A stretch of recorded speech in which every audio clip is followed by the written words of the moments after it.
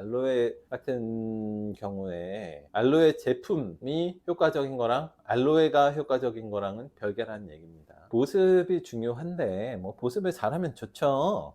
근데 이제 보습제가 자극을 줄 경우는 다시 생각을 해봐야 돼요. 보습제 원료가 그렇게 다 만만한 것들이 아니라니까요. 알로에나 보습제로 나왔으면은 아마 그거 없이도 나았을 가능성을 생각해 봐야 되기 때문에 알로에나 보습제로 피부염이 나을 수 있다는 생각을 안 하시는 단계에서 저희 병원 오시면 좋겠다.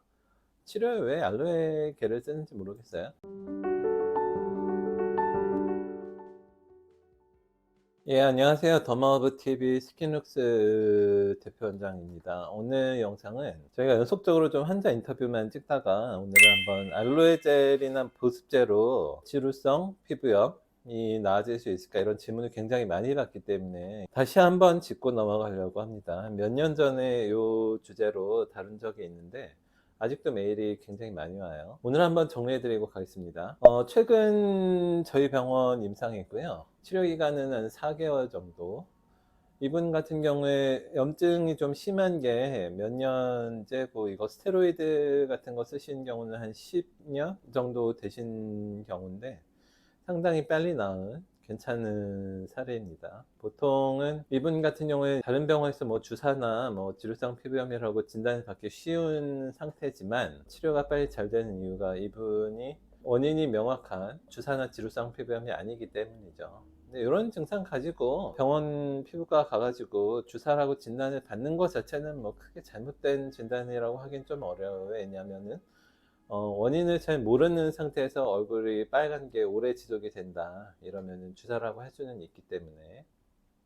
하지만 이런 증상은 지루성 피부염이라고 하는 건 조금 다르죠. 지루성 피부염 유병률이 흔한 것도 아니고 두피 증상도 없으면서 가족력도 없고, 사실 지루성 피부염 증상에서 약간 거리가 있거든요, 이런 경우는. 그래서 이런 환자들 그냥 묻지도 따지지도 않고 지루성 피부염 무쇠처럼 이제 지루성 피부염이라고 하는 건 문제가 있다는 거죠. 일단 저희가 이런 메일을 굉장히 많이 받는데요. 전에 다니고 있는 한의원에서 만든 미스트와 알로에겔을 바르고 몇 분 지나면 빨갛게 되고 간지럽습니다. 이런 문의를 많이 받는데, 일단 뭔가를 바른 다음에 빨갛게 되고 간지럽다 이러면 그건 그물질이 잘못된 겁니다. 이거는 뭐 알로에겔 때문일 수도 있고 뭐 미스트 때문일 수도 있는데, 일단 치료에 그 알로에겔을 쓰면은 크게 효과가 없죠. 근데 일단 효과가 없는 건 둘째치고 몇 분 지나면 빨갛게 되고 간지럽다 이러면은 증상을 악화시키는 거니까 중지를 하는 게 맞습니다. 근데 요즘도 이런 메일을 굉장히 많이 받거든요. 치료에 왜 알로에겔을 쓰는지 모르겠어요. 알로에겔은 뭐 그냥 집에서도 쓸 수 있잖아요. 집에서 알로에겔 발라보시고 안 나으니까 병원 오신 게 아닐까 싶은데, 근데 아직도 이런 메일을 좀 받습니다, 저희가. 일단 보습제가 항상 좋은 게 아니죠. 또 이런 메일을 제가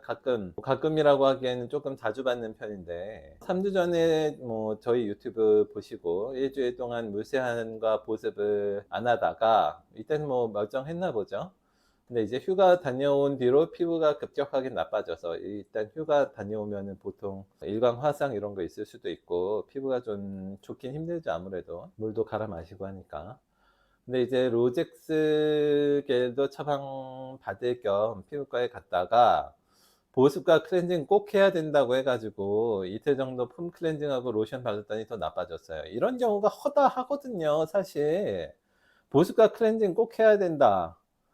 이게 어디서 이런 얘기가 나오는지 모르겠는데, 이게 보통 사람에게는 보습과 클렌징을 하는 게 맞죠, 일반인에게는. 근데 이제 염증이 좀 심한 분들에게는 보습제와 클렌징이 안 좋을 가능성이 높아요. 이제 홍조가 좀 심하거나 염증이 심한 경우에는 보습제와 클렌징은 좀 안 좋을 수 있습니다. 그러고 나서 더 빨개지고 따갑고 수포도 왼쪽 뺨 여러 군데 올라온 상태예요 라고 하셨는데, 사실 저희 말 듣고 그냥 물세안만 하시고 보습제만 안 썼어도 이러지는 않았을 거 아니에요. 제가 맨날 하는 얘기, 물세안이랑 보습제를 쓰지 마라, 이걸 하면 그냥 그걸로 낫지는 않지만 평타는 친다니까요. 본전은 하는데 그 괜히 말 안 듣고 보습과 클렌징 꼭 해야 된다는 얘기에 증상이 이렇게 나빠지는 사례. 그래서 제가 보습을 하지 말라는 게 아닙니다. 그 보습을 꼭 보습제로만 해야 된다는 생각 때문에 이제 보습제를 이렇게 피부가 별로 염증이 있거나 과민하거나 홍조가 심하거나 이런 경우에 계속 보습제를 바르는데, 보습제가 잘 맞는다 이러면은 뭐 괜찮을 수도 있죠. 근데 잘 안 맞는 경우에는 요런 증상이 생기기 때문에 하지 말라는 거죠. 정보습을 하고 싶다 이러면은 뭐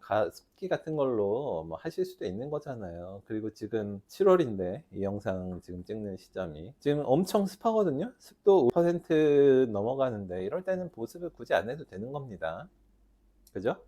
이제 클렌징 같은 경우는 꼭 해야 되는 경우는 세균성 감염이 좀 심한 상태, 특히 좀 과각질화가 심해서 여드름 같은 종류의 염증이 좀 있는 상태, 그런 경우에는 클렌징을 좀 하는 게 좋죠, 아무래도. 하지만 이런 경우도 좀 피부가 너무 과민하다든가 뭐 홍조가 너무 심하다든가 이런 경우에는 클렌징 안 해도 됩니다. 클렌징이 꼭 필수라는 건 없어요. 물세안만 해도 충분히 다 잘 씻겨 나갑니다. 저도 물세안 하는데 별로 문제 없죠. 이 알로에 젤 얘기하고 싶은데, 이제 보면은 저희가 이전 영상에서 알로에 젤 관련해 가지고 효과가 어떠냐는 영상을 찍었더니 그게 나름 조회수가 괜찮은데, 일단 그 영상에서 인용한 논문을 보면은 건선에서 효과가 없다고 나왔죠. 건선에서 효과가 없을 뿐더러 대조군으로 쓴 위약 있잖아요. 위약으로 쓴 그냥 아무런 첨가물이 없는 젤, 그런 거보다도 효과가 약했다니까요. 그래서 이 효과가 좀 일단 건선에서는 효과가 없다라고 보시면 되고, 다른 뭐 지루성 피부염에서도 약간 효과가 있나 보다 정도거든요. 이걸로 뭐 안 낫는 지루성 피부염이 낫는다, 이제 더 이상 스테로이드가 안 듣는 지루성 피부염이 낫는다, 이런 거를 기대하기는 조금 어려워요. 저희가 논문 아무리 찾아봐도 지루성 피부염에 맘 놓고 이거 쓰면은 다 낫겠다라고 할 만할 정도의 효능이 없다고 보입니다, 저희가 찾아봤을 때는. 그리고 일단 지루성 피부염이 진단이 안 맞는 경우가 워낙 많기 때문에 지루성 피부염 진단을 받고 여기에 알로에 젤을 쓰는 것 자체가 실제로 지루성 피부염에 의미가 있나, 그것 자체도 전 모르겠다 라고 말씀을 드릴 수 있을 것 같아요. 그래서 알로에 젤 그리고 보습제 이렇게 해놨는데, 알로에 젤과 알로에 유효 성분 요게 조금 또 별개거든요. 알로에 유효 성분은 효과적일 수도 있죠, 미미하게나마. 근데 제품으로서의 알로에 젤, 그걸 뭐 보존 처리를 하고 썩지 않게 뭐 3년 유통기한 잘 버티게 그 알로에 젤을 그렇게 만들어서 이렇게 하는 게 자극이 과연 없겠냐, 과민성 피부에. 아니면은 그런 핸디캡을 넘어서서 효과가 있겠냐라는 거는 또 조금 별개거든요. 저희가 저희 병원 자연수액 가지고 제품을 만들잖아요. 근데 그거를 제품을 가지고 치료에 쓰지 않는 거랑 똑같은 얘기예요. 저희 병원 제품이라도 아무래도 이게 계면활성제나 보존제 이런 게 자극을 주기 때문에 치료할 때는 저희 병원 크림 쓰지 않는 겁니다. 자연수액만 쓰지. 자연수액만 쓸 수 있는데 크림을 쓸 이유가 없죠. 그래서 제품화 과정에서의 자극을 고려를 해야 돼요. 알로에 같은 경우에 알로에 제품이 효과적인 거랑 알로에가 효과적인 거랑은 별개라는 얘기입니다. 보통 논문들은 알로에 젤 제품 가지고 논문 쓰지 않아요. 알로에 추출물 를 가지고 논문을 쓰는 거지. 그러니까 이제 보습이 중요한데 뭐 보습을 잘하면 좋죠. 근데 이제 보습제가 자극을 줄 경우는 다시 생각을 해봐야 돼요. 보면 보습제 원료의 세포 자극성이랑 세포 독성 이런 게 많기 때문에 이런 논문이 나오잖아요. 보습제 원료가 그렇게 다 만만한 것들이 아니라니까요. 아무래도 정상 피부에 쓸만할 정도로만 보습제 원료가 들어가 있으면은 제품화해도 상관이 없기 때문에 그렇게 시판이 되는 거지, 이 환자용 염증이 심한 경우에 치료용으로 쓰는 건 전혀 별개라는 겁니다. 일단 그런 제품은 이제 의약품으로 나오는 거죠. 알로에나 보습제로 뭐 나은 환자들이 뭐 있는데, 알로에나 보습제로 나왔다면 그거 없이도 나았을 가능성도 있거든요. 사실 증상이 가벼운 경우에는 뭐 알로에나 보습제 잘 발라서 나을 수도 있죠. 뭐 저희 병원 올 정도의 환자분들이면 보통은 피부과 한 두세 군데 다니고 대학병원을 갔다 오는 경우가 한 절반은 되는데, 이런 환자들은 알로에나 보습제로 안 낫는다는 겁니다. 그럴 거면은 저희 병원까지 오시지도 않았겠죠. 저희 유튜브를 보시는 분들이 한 절반은 정말 안 낫는 환자분들이 유튜브를 보다 찾다가 저희 병원 유튜브를 보시는 거기 때문에 제가 이 부분을 조금 자신 있게 말씀드리는 겁니다. 알로에나 보습제로 나았으면은 아마 그거 없이도 나았을 가능성을 생각해 봐야 되기 때문에, 알로에나 보습제로 피부염이 나을 수 있다는 생각을 안 하시는 단계에서 저희 병원 오시면 좋겠다. 저희 병원 환자들이 주로 그래서 그렇습니다. 오늘 영상은 여기까지 하겠습니다. 저희 요즘 환자 인터뷰 유튜브를 많이 따고 있는데요.